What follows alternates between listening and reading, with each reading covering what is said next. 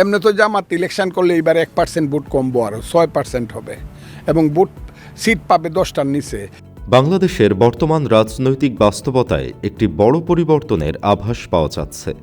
দীর্ঘদিন ধরে বিএনপি দেশের প্রধান বিরোধী শক্তি হিসেবে পরিচিত থাকলেও সাম্প্রতিক মাঠ পর্যায়ের চিত্র বলছে ভিন্ন কথা।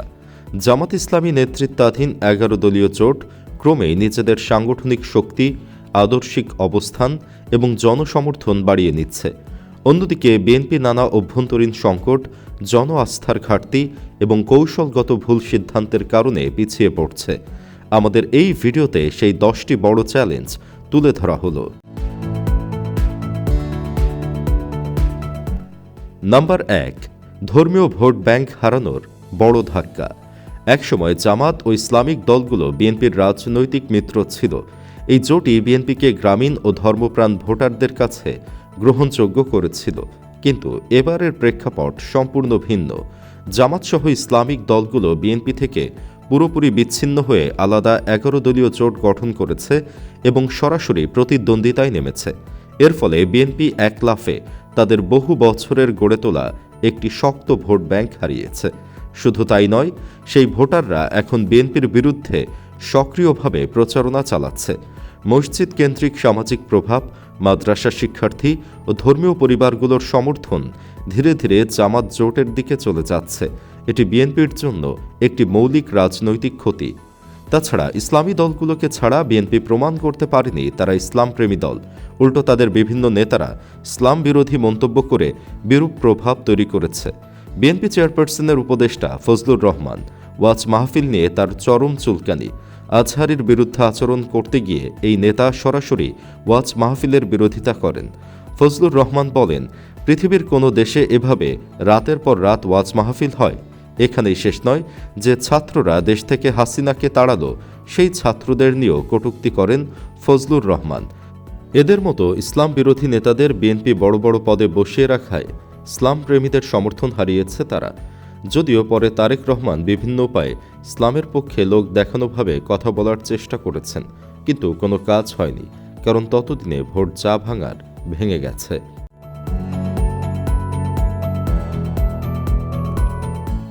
নাম্বার 2, তরুণ ভোটার ফ্যাক্ট। বাংলাদেশের ভোটার তালিকার প্রায় 1/3 তরুণ। এই তরুণরাই যে কোনো নির্বাচনের ফলাফল পাল্টে দেওয়ার ক্ষমতা রাখে।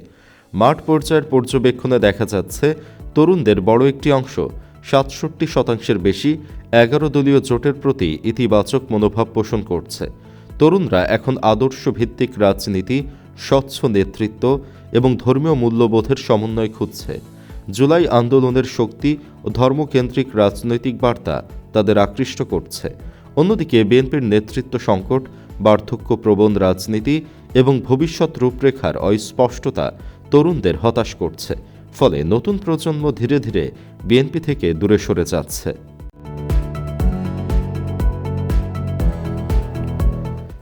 নাম্বার 3, বিএনপির বিদ্রোহী প্রার্থী ফ্যাক্ট। দেশের অন্তত 46টি আসনে বিএনপির বিরুদ্ধে বিদ্রোহী প্রার্থীরা শক্ত অবস্থানে রয়েছে। এরা সবাই দল থেকে বহিষ্কৃত হলেও স্থানীয় পর্যায়ে তাদের নিজস্ব সমর্থন রয়েছে। এই বিদ্রোহ বিএনপির ভোটকে বিভক্ত করছে। অনেক জায়গায় দেখা যাচ্ছে বিএনপির মনোনীত প্রার্থী ও বিদ্রোহীর লড়াইয়ে তৃতীয় শক্তি হিসেবে 11 দলীয় জোট সুবিধা পাচ্ছে। রাজনৈতিক বিশ্লেষকদের মতে এই অভ্যন্তরীণ কোন্দল বিএনপির সাংগঠনিক দুর্বলতা প্রকাশ করছে এবং মাঠ পর্যায়ের দলের ঐক্যকে প্রশ্নবিদ্ধ করছে।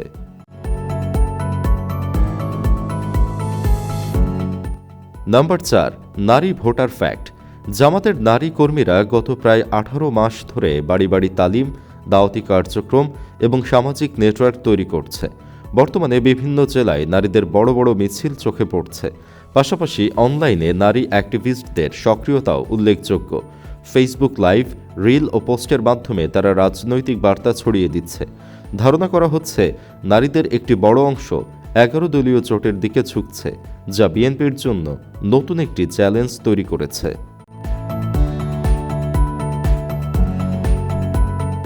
Number 5, online activism fact. জামাতের 11 দলীয় জোট সামাজিক যোগাযোগ মাধ্যমে সবচেয়ে বেশি অ্যাক্টিভ। ধরা যায় অনলাইন প্ল্যাটফর্ম পুরোপুরি জামাত জোটের দখলে।